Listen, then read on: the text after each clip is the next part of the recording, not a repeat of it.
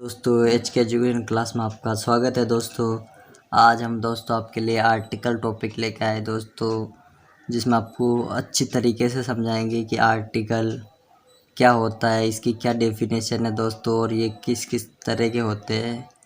तो दोस्तों आर्टिकल जिसे हम डेटरमाइनर्स भी कहते हैं, क्या कहते हैं, डेटरमाइनर्स, यानी जो दृढ़ निश्चयी होते हैं वो आर्टिकल होते हैं। ठीक है, तो दोस्तों आर्टिकल मैं आपको इतना बेसिकली समझाऊंगा कि आप लाइफ में दोबारा कभी आपको आर्टिकल पढ़ने की ज़रूरत नहीं होगी। ठीक है दोस्तों, तो इसकी आर्टिकल की हम परिभाषा पढ़ते हैं दोस्तों। जो शब्द किसी नाउन के पहले, आपको नाउन समझाया था दोस्तों, कोई भी नाम, वस्तु, स्थान या कोई भी नाम हो, ठीक है, संसार में वो सारे क्या होते हैं, नाउन। यानी जो शब्द किसी नाउन के पहले लगकर वाक्य में उस नाउन यानी उस संज्ञा, जो नाउन होता है उस संज्ञा के महत्व को या प्रभाव को परिभाषित या प्रदर्शित करता है, वह आर्टिकल कहलाता है। यानी कोई भी नाउन उससे पहले लग के एक तरह से नाउन के महत्व को क्या कर देता, वो प्रभावित कर देता है, यानी यह उसके प्रदर्शित करता है ना दोस्तों, वो क्या होता है, आर्टिकल। ठीक है, जैसे आर्टिकल होते हैं ए एन द, यानी मतलब कोई भी नाउन उससे पहले ए एन द लगती उस नाउन को क्या वो आर्टिकल प्रभावित करता है, एक तरह से परिभाषित करता है। ठीक है, तो दोस्तों सामान्य तौर पर आर्टिकल दो प्रकार के होते हैं। कितने प्रकार के होते हैं, दो प्रकार के, आप समझ गए हो ना। आर्टिकल ए एन द, तीन तरह के आर्टिकल होते हैं। ठीक है, अंग्रेजी में इनडेफिनेट आर्टिकल, ठीक है, और डेफिनेट आर्टिकल, दो प्रकार के होते हैं। ठीक है, एक होता है इनडेफिनेट और एक होता है definite article. Indefinite article A N का यूज़ क्या होता है, इनडेफिनेट आर्टिकल में, और डेफिनेट आर्टिकल में द का यूज़ होता है दोस्तों। इनडेफिनेट में ए एन का यूज़ होता है, डेफिनेट में द का यूज़ होता है। ठीक है, तो पहले हम इनडेफिनेट आर्टिकल पढ़ेंगे।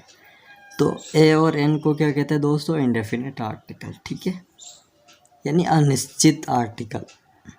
अब हम इसका उपयोग पढ़ते हैं ए एन का। ठीक है, कि ए एन के क्या क्या रूल है और कहाँ कहाँ इनका प्रयोग किया जाता है। ठीक है, उपयोग होता है इनका। तो रूल नंबर पहला, ए एन का प्रयोग सिंगुलर काउंटेबल नाउन, यानी जो सिंगुलर यानी एक वचन जो काउंटेबल नाउन होता है, अर्थात जो कॉमन नाउन और कलेक्टिव नाउन होता है उनके पहले किया जाता है।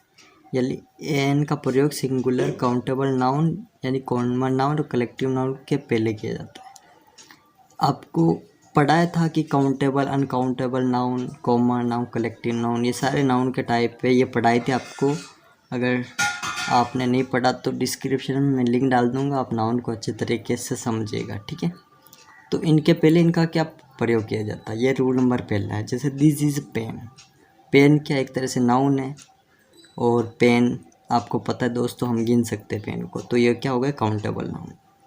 ठीक है, that is a elephant, elephant भी एक तरह से सिंगुलर काउंटेबल नाउन है, क्योंकि एलिफेंट को भी हम गिन सकते हैं, और एलिफेंट ई से स्टार्ट हुआ, यानी ये क्या है, एक तरह से स्वर है, क्या है, वॉइस, तो इसीलिए एन का यूज़ हो रहा है। और जो कॉन्सोनेंट है उससे पहले ए का यूज़ होता है। ठीक है, पी कॉन्सोनेंट, इसीलिए एक का यूज़ हुआ दोस्तों। तो समझ गया हो गया ना, जो कॉमन होता है, जो कलेक्टिव होता है, जो काउंटेबल नाउन होता है, उससे पहले हमेशा ए एन का प्रयोग किया जाता है। अब रूल नंबर दूसरा, प्लूरल नाउन यानी अनकाउंटेबल नाउन। जो प्लूरल होता है यानी बहुवचन होता है, जो अगिन्य संज्ञा है यानी अनकाउंटेबल नाउन। ठीक है, जिसको हम गिन नहीं सकते।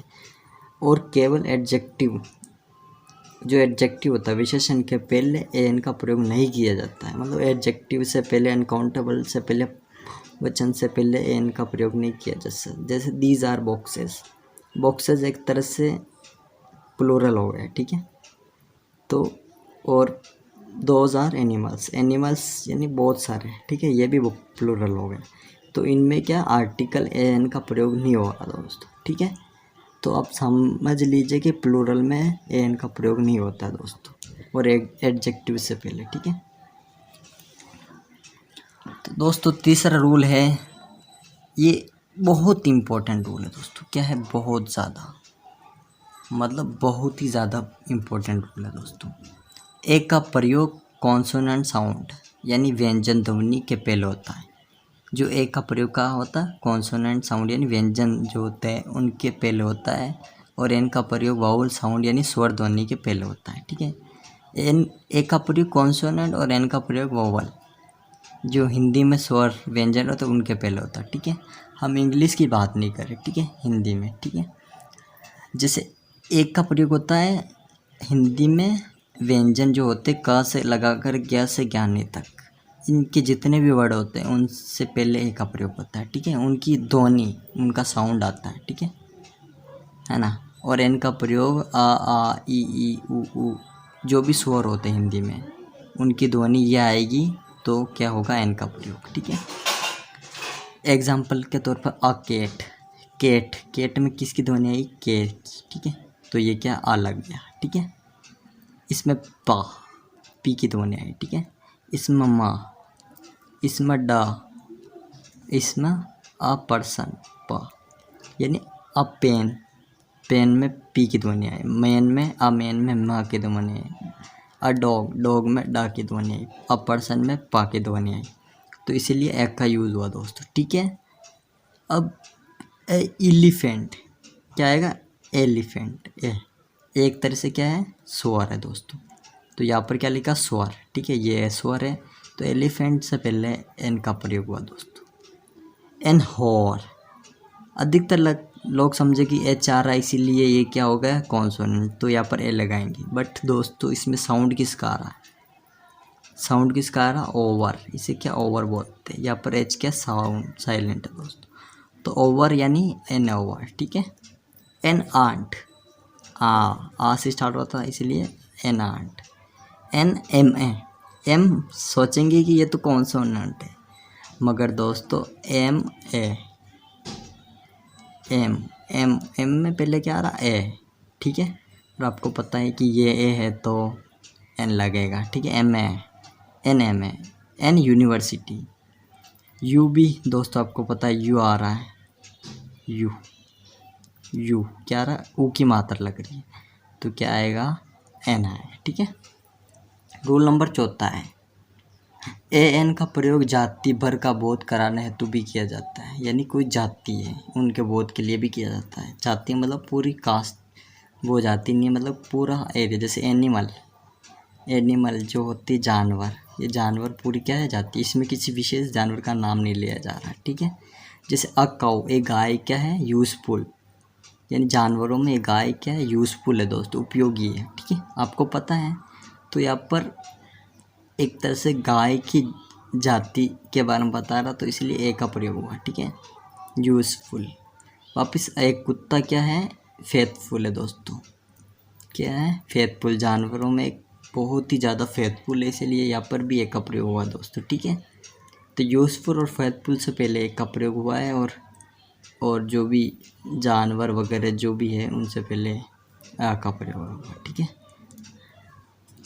रूल नंबर 5, प्रोफेशन, पेशा के नाम के पहले ए एन का प्रयोग किया जाता है, यानी कोई भी प्रोफेशन हो उससे पहले ए एन का प्रयोग किया जाता है। यानी हमारी कुछ भी प्रोफेशन, जैसे हम डॉक्टर है, टीचर है, हम आर्मी में हैं, कुछ भी है, हमारा कोई भी पेशा, हमारा कुछ भी प्रोफेशन, हम टेलर हैं, हम कपड़े सिलने वाले हैं, हम दुकानदार हैं, ये हमारा वर्क एक तरह से प्रोफेशन है। ठीक है, ही इज़ अ डॉक्टर, वे क्या डॉक्टर है, तो डॉक्टर एक तरह से प्रोफेशन है, हमारा पेशा तो अ लगा। ठीक है, अ आर्टिकल का प्रयोग हुआ है। Sohan is a teacher, Sohan क्या एक टीचर है, तो यहाँ पर भी ये पेशा है उसका सोहन का, तो यहाँ पर टीचर से पहले आ का प्रयोग हुआ। ठीक है,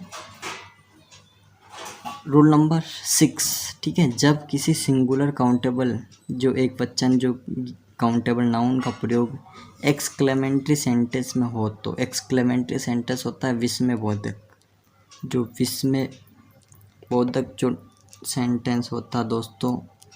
ठीक है, जो विस्मयबोधक जो सेंटेंस होता है उनसे, है ना, विस्मयबोधक जो वाक्य होता है उस नाउन के पहले एन का प्रयोग किया जाता है, यानी सिंगुलर काउंटेबल का प्रयोग एक्सक्लेमेंट्री सेंटेंस हो तो उस नाउन के पहले एन का प्रयोग किया जाता है। जैसे what a seen it is, मतलब कोई बोलता है ना what a seen it is, ये क्या सीन है, क्या सीन है, वाह वाह। तो यहाँ पर एक्सक्लेमेंट्री हो रहा है, ठीक है।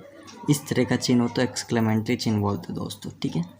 तो यहाँ पर जो सीन है, ठीक है, आपको पता है जो काउंटेबल नाउन है ना, उसका प्रयोग इसमें किया जा रहा है एक्सक्लेमेटरी वाक्य में, ठीक है। वैसा how beautiful a seen it is, कैसा ब्यूटीफुल सीन है यार, वाह। मतलब यहाँ पर एक तरह से एक्सक्लेमेटरी हो रहा है, ठीक है। तो यहाँ पर भी नाउन के पहले एन का प्रयोग हो रहा है, जैसे ये सीन एक तरह से नाउन है तो यहाँ पर एक का प्रयोग हो रहा है ना। ये भी सीन यहाँ पर भी नाउन है तो एक का प्रयोग हो रहा है, ठीक है। तो दोस्तों ये रूल है, आप अच्छी तरीके से आपको समझाया है एक एक तरीके से, सिंगुलर क्या होता है, प्लूरल क्या होता है, आपको नाउन में मिल जाएगी वीडियो। एक्सक्लेमेंट्री सेंटेंस, अभी सेंटेंस का टॉपिक लेकर आऊँगा, उसमें आपको बताऊँगा। तो आप बेसिक से इसके रूल पढ़िएगा, और अगर आपको समझ में नहीं आता तो 3 बार इसको देखिएगा दोस्तों, आप समझ जाओगे, ठीक है। तो दोस्तों आज के लिए बस इतना ही है। वीडियो अच्छी लगे तो प्लीज़ वीडियो को लाइक कर देना, ठीक है। चैनल को शेयर कर देना अपने दोस्तों के साथ जो पढ़ने वाले दोस्त हैं आपके, और प्लीज़ चैनल को सब्सक्राइब भी कर देना। और वीडियो कैसी लगी दोस्तों आपको तो कमेंट करना, और बस मैं यही चाहता हूँ कि आप मेरा हमेशा सपोर्ट करिएगा। क्या करिएगा? सपोर्ट, बस इसी की आपकी ज़रूरत है दोस्तों। Thank you so much.